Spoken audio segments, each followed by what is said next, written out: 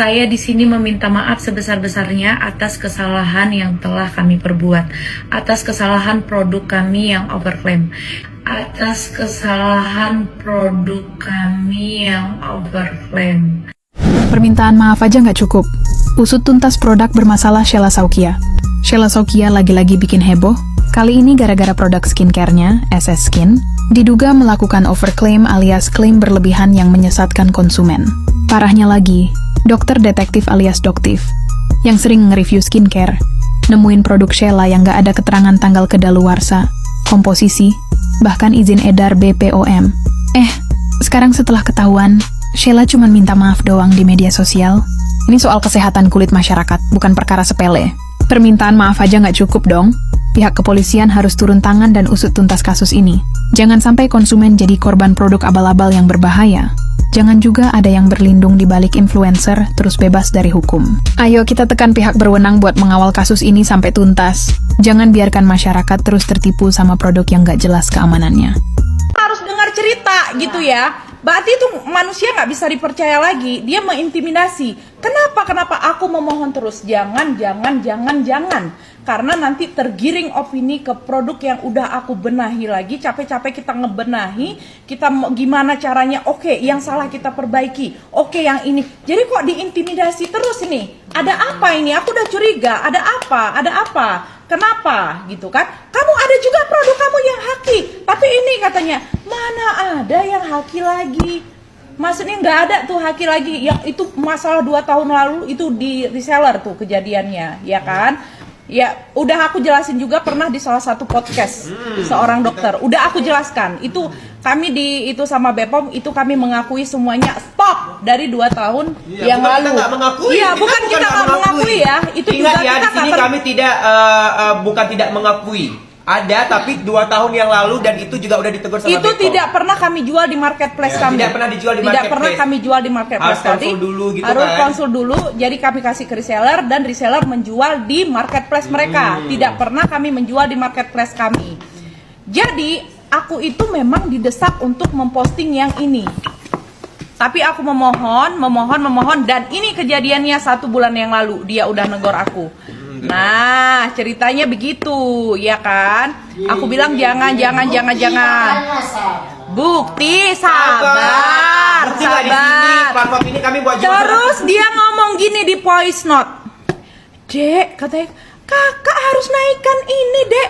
Nggak bisa, kakak sudah di ini sama DPR. Nggak apa-apa, kita naikin aja dulu. Nanti kakak bentuk nasihat. Nanti setelah kakak nasehatin, kita buat konten.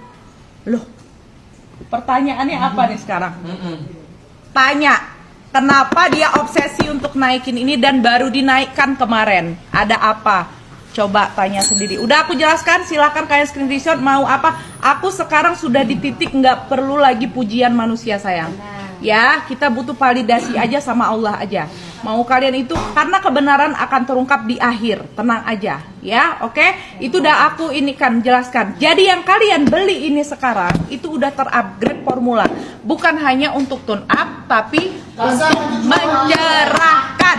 Ya itu udah cerita. Jadi Kasal nggak perlu lagi menceritakan di buat video. Bener. Cukup kalian screenshot aja, aku udah senang. Ya, Screen record. Kemitraan ini order lebih dan dipajang. Itu kita udah hold semuanya.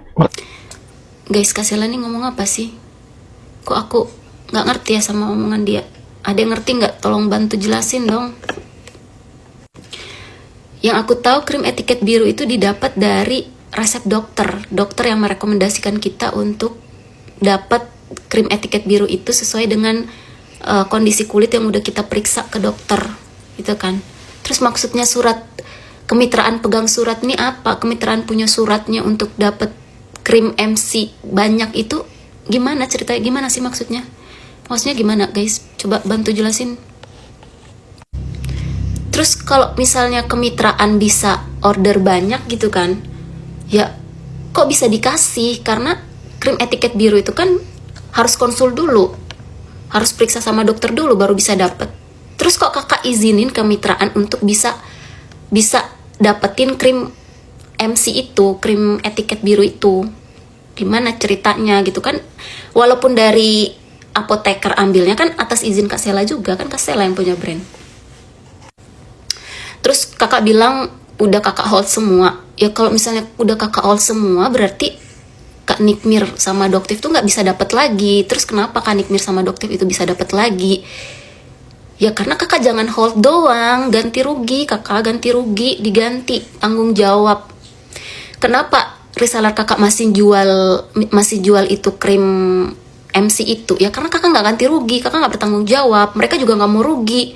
Mereka mau nggak mau harus ngabisin stok yang mereka udah ambil.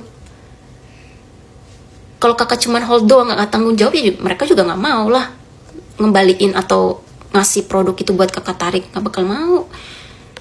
Siapa sih yang mau rugi gitu ya? Itu salah satu contoh kenapa mereka masih menjual krim MC itu, ya karena simple aja, mereka nggak mau rugi, mereka harus mau nggak mau harus ngabisin stok itu, makanya masih ada sampai sekarang gitu loh Kak Sel. Intinya tuh simpelnya itu mending Kak Sel itu infoin ke seluruh reseller dan agen-agen untuk yang masih punya krim itu dikembaliin, nanti kakak ganti rugi, kakak balikin uang gitu aja.